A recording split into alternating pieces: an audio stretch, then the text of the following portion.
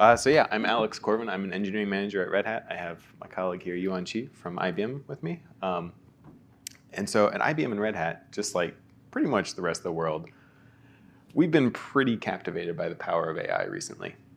We're on something of a mission to unlock the power of AI for businesses to create real value for their own businesses, right? To enable them to add value by creating their own custom AI specific to their downstream use cases.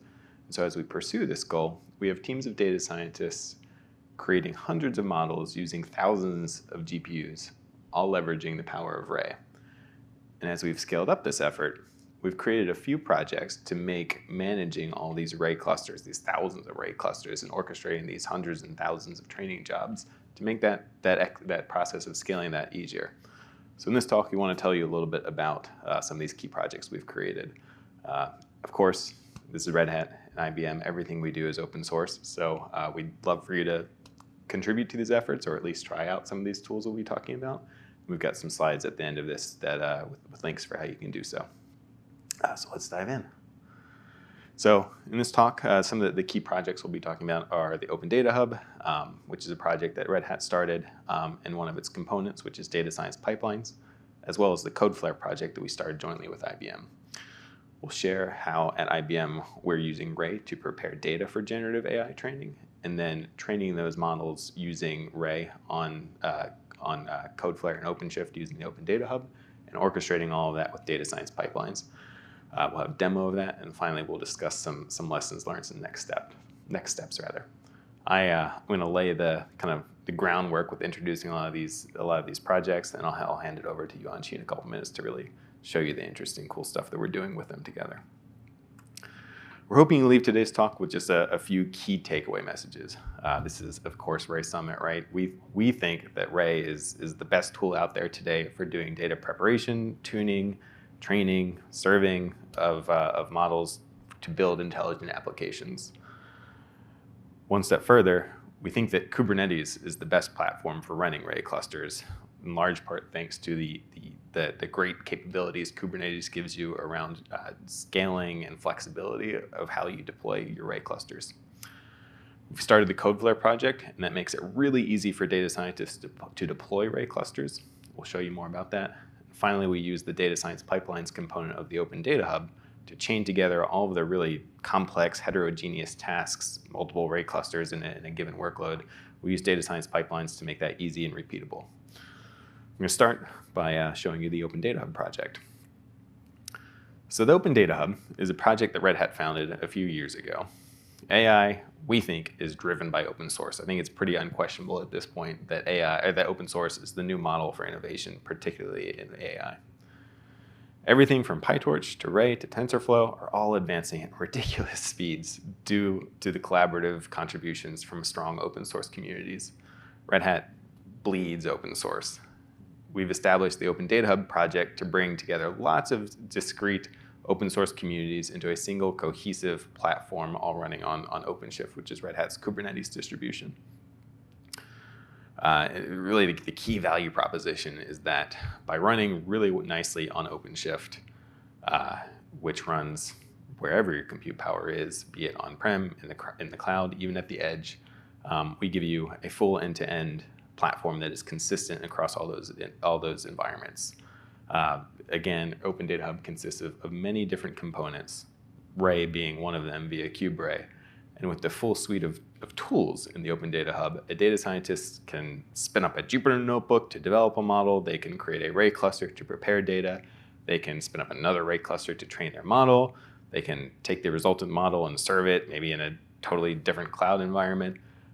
They can chain all these complex tasks together into repeatable pipelines and put all that in GitOps. And again, the Open Data Hub gives you the tools to do all of this in Kubernetes and OpenShift. I mentioned the Open Data Hub is many different components. One of them that is really key to what Yuan Chi is going to share is called data science pipelines. So if you're familiar with the upstream Kubeflow pipelines project, data science pipelines is based on that. And it allows data scientists and MLOps professionals, again, to chain together many complex tasks into repeatable workflows. Chances are, when you train and serve your model, you're probably not done with it, right? In our experience, you probably are going to want to retrain it again on new data. You might want to tweak the hyperparameters a little bit, and that can be quite complex, right? Yuan-Chi is going to talk in depth about this, but data preparation often requires significant compute resources and tools like Ray to be able to process the data. Training models takes completely different hardware oftentimes, usually requiring pretty specialized GPUs. Maybe you have really critical business logic that you want to make sure gets consistently applied across your teams of data scientists. Again, this requires gluing together many different discrete tools into repeatable ways. And we do so at IBM using this data science pipelines tool. In the workflows we develop and run, Ray plays a really critical role. Our data scientists, again, in the course of creating hundreds of models, we spin up thousands of different Ray clusters, all with really custom tailored fit compute requirements, number of worker nodes, et cetera. And OpenShift gives us the perfect platform to providing easy access to the underlying compute resources, but we needed a way to make it easy for data scientists to actually request those Ray clusters. And at the same time, we needed to make it easy for our IT operations teams to give those teams of data scientists fair access to compute resources and also make sure that compute costs didn't just spiral out of control.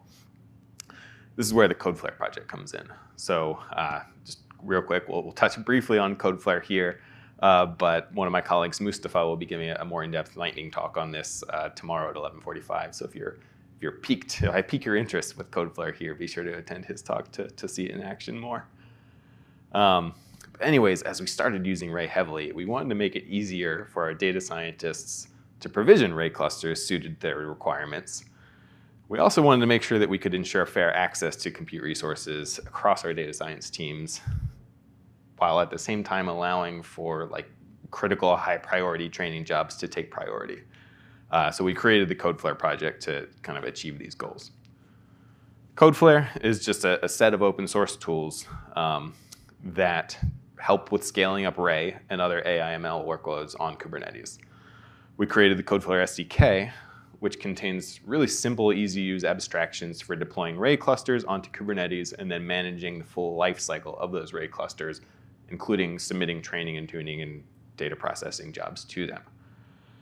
We created the multi-cluster app dispatcher, or MCAD, which provides the notion of a job queue so that as data scientists are submitting resource requests to provision Ray clusters, all those requests get balanced and we can apply priorities to them. We can apply quotas to teams and teams can share quotas from each other. And then really the third leg of the CodeFlare stack is called InstaScale, which watches that queue of jobs and can automatically, dynamically scale up and down the OpenShift cluster. So your OpenShift cluster need not consume nodes with GPUs and incur ridiculous costs when you're not using those GPUs. And all of this runs natively on Kubernetes. And so we get super easy flexibility across the AI/ML lifecycle.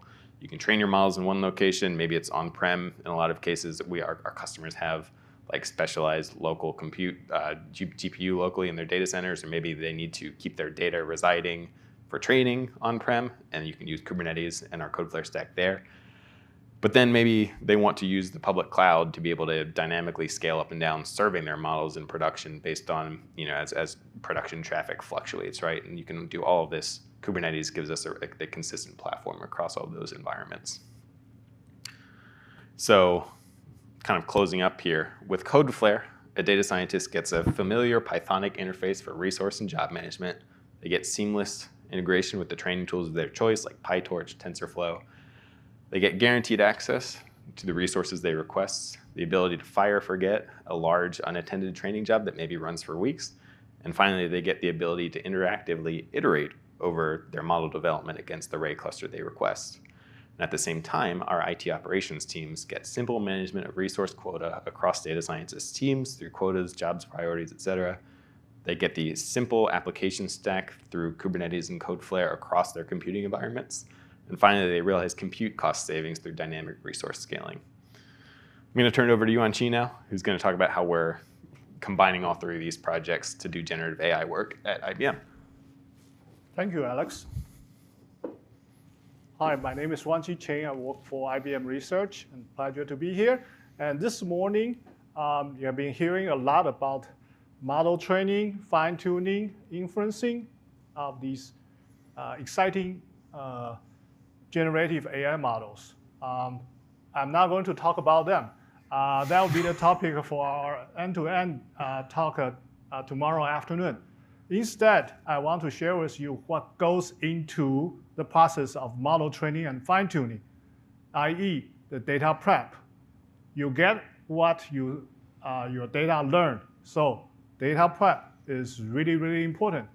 Then to train such generative AI models, the quality of the input documents are critically important.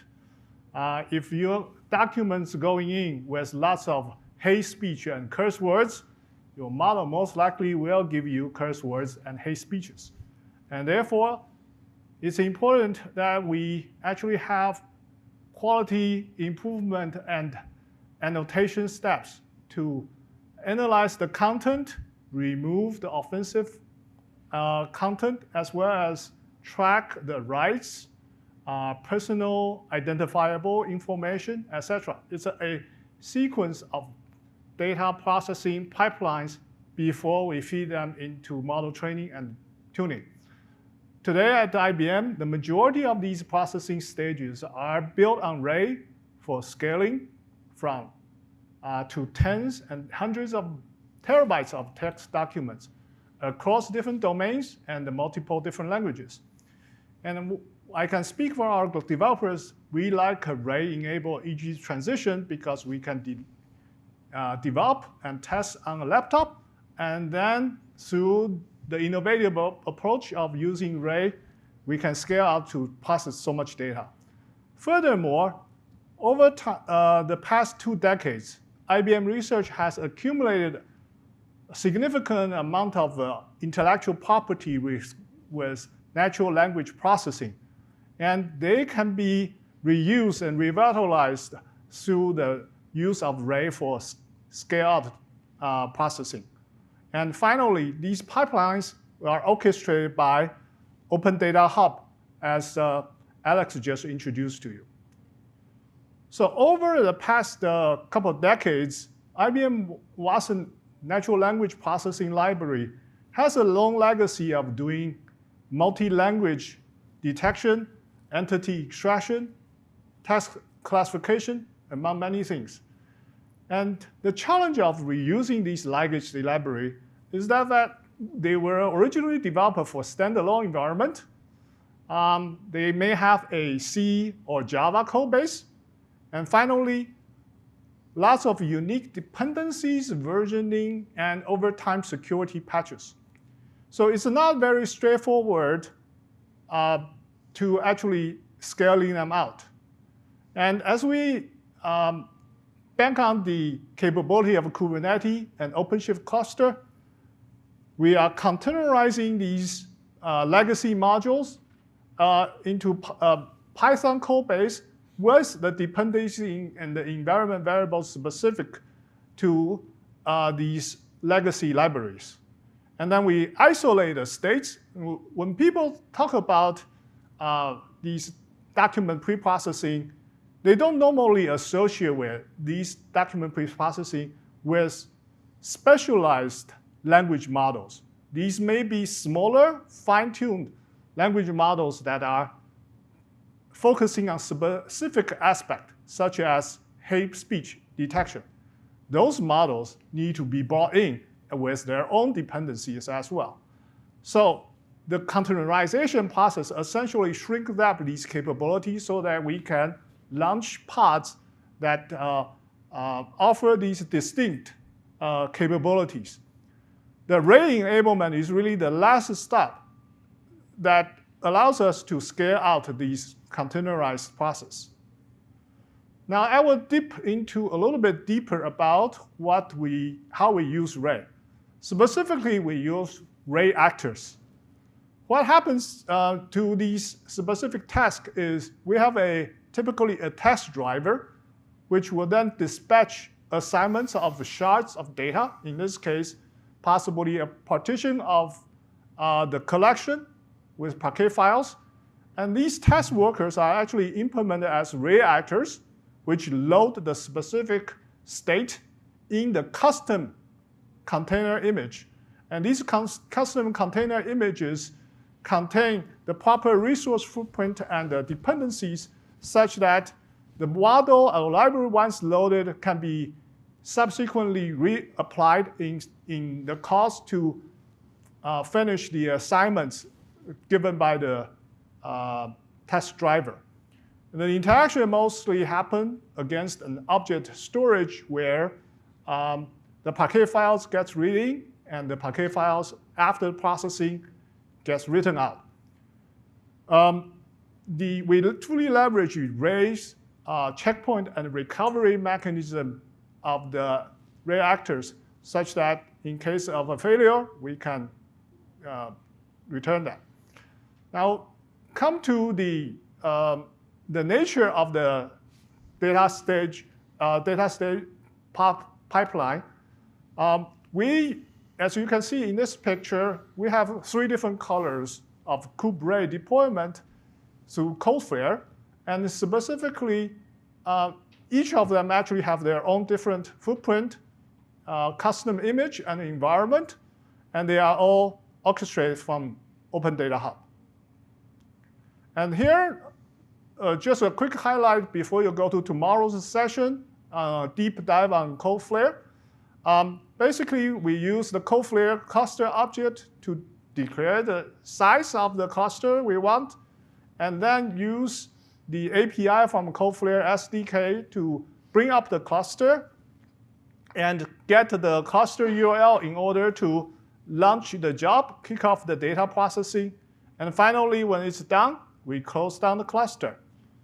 And in this interaction is through the ODH data science pipeline, which goes through the pipeline deployment to launch a component as a pod. But in this pod, it actually is responsible for using CodeFlare SDK to deploy a cluster. And in certain stage, we may use a smaller cluster. In other stages, we deploy more pods in order to finish the processing job in the desired time frame. So this is just a screenshot which you will soon see on the demo recorded. So it's no different from the many data pipelining functionality you're already familiar with, but this is all done in Open Data Hub.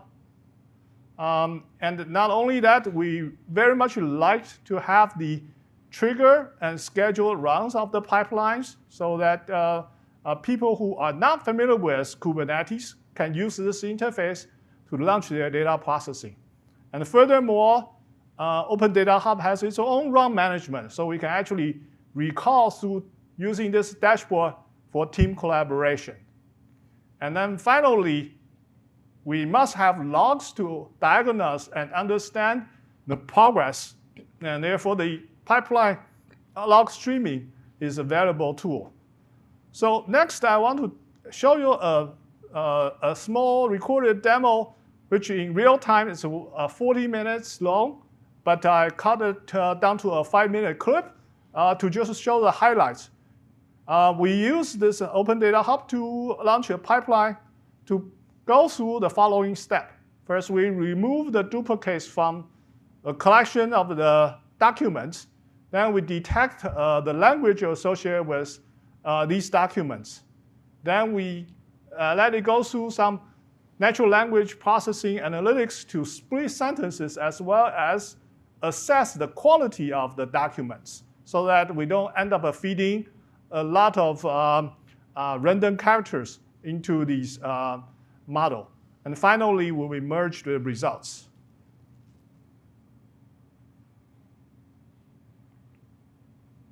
So let me switch to the player. Oh, You'll have to drag it across the screen. I need to put it here. Is it refreshing?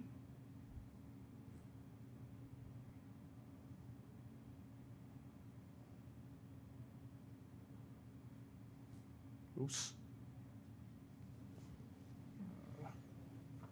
This is mirror.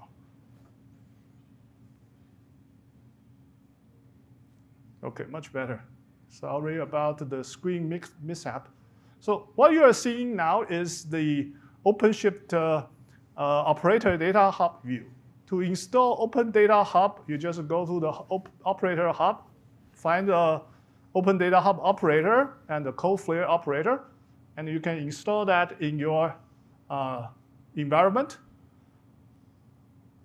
Next, we are going to switch over to look at the pipelines that has been registered with the data science pipeline project. So to do that, you go to the project dashboard. And what you are seeing here is the Open Data Hub project installed in our environment. And you can have multiple namespaces. Each has its own pipeline registration. And the pipeline named Summit is the one that I'll be showing you. And like I said, you can schedule the pipeline execution as well as trigger the pipeline execution. From the operational perspective, having the ability to schedule the pipeline is really useful. And furthermore, before I made this recording, I already did a dry run. So this is a completed dry run. And it's also very convenient in Open Data Hub to allow me to clone what I did. So from the dry run, now I'm doing a recording run. And as you can see in this pipeline, you can turn on the scheduling depending on the cluster availability and capacity, as well as trigger the run. And you will see here that you can set the runtime configuration parameters based on the amount of data you need to process and how much time you want to have it processed. This is the same pipeline I just showed you earlier. And just to quickly show you the Python code behind the scene, these are the 4 tasks that we get them scheduled to work on the pipeline. So you can see a very simple Python definition interface and the logging that's coming out of the execution. And for each of these runs, what's happening behind the scene, as you can see, is a rate cluster. And during the execution, the pipeline interface actually connects to a route that services the RHEI dashboard. And for those of you who are familiar with the RHEI dashboard, you can watch and see how the progress and the utilization of the CPU, memory, and sometimes the GPU, depending on the nature of the task. And we often find it's very useful for expert users. However, it's not necessarily for the usual production users. Now, in this pipeline, I intentionally chose 2 stages to run and execute in parallel. The intent is to show you that as this pipeline is running these 2 stages, they were actually simultaneously running 2 different RHEI clusters, and these RHEI clusters has their own custom image. So these custom images enable them to execute different tasks, and possibly at a different rate as well. That's just the nature of the data processing. So this is the kind of a more detailed view. Given the overall multi-staged workflow, you can actually zoom in to the RHEI dashboard for the sub-workflows. And again, one of them is doing document quality assessment. And as you can see, the usage of the resources here. And the second one is doing sentence splitting, which will subsequently be used for additional sentence analysis. And So in this recording, you can see the CPU usage change over time. Like I said, it's a 40-minute shortened editing. So at the end, you can check the output of these different two pipelines, and they are completed. Now, next, let me go back to the presentation.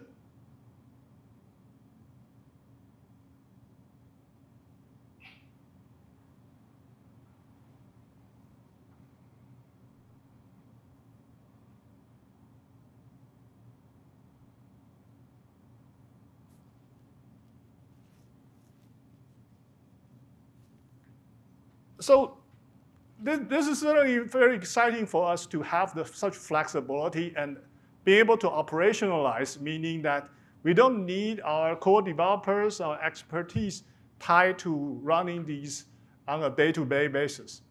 Furthermore, we believe that we can continue to lower the entry barrier to port the vast legacy code base to take advantage of the scale out and the Open Data Hub integration.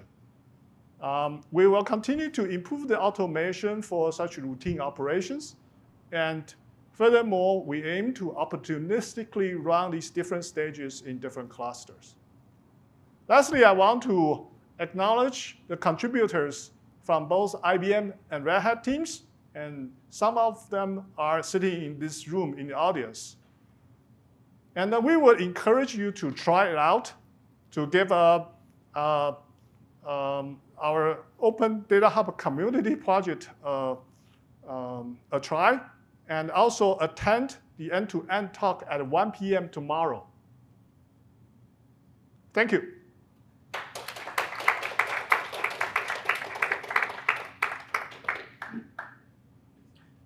We still have about 3 minutes if you want to open it up for Q&A. Yeah, absolutely. So we would like to invite your feedback and comments. Yes. So thank you for the fantastic demo. Just want to ask some question. You show a pipeline there, and there are several nodes. Is that means for every node you will raise a RHODS cluster? Yes, indeed. Just to confirm your observation, in this case, it's a composition of multiple workflows. To be precise, 4 of them. Each of them have their own RHODS cluster launched and closed down through the CodeFlare SDK. And furthermore, they have their own custom image. So they are not all the same. Yeah. Oh, I see. So if I want to rerun the pipeline, is that OK if I freeze some pipeline and only run those one? I mean, will the data be cached, or you need to run the entire pipeline again? Very good question. That was one of the raised question about the checkpoint and in the automation. So from the individual pipeline perspective, each of the sub ones, we can restart easily. But from the overall composite workflow perspective, we have not yet put into the ability to restart in the middle. Just put it this way. I see. Thank you. Yeah, but that's our next steps to make it more usable by operational team.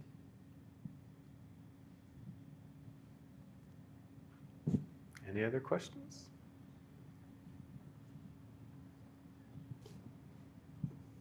Hi, I'm wondering how do you access to the logs after the read job is finished?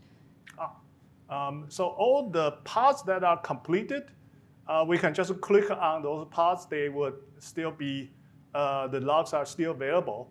And we also have the mechanism of writing them to the cloud object storage as a designated bucket and path so that we can recover them. But in terms of the overall log aggregation, that's still an item that we are working on. Okay. Thank you. All right, thank you, Alex and Yanxi. Thank you very much.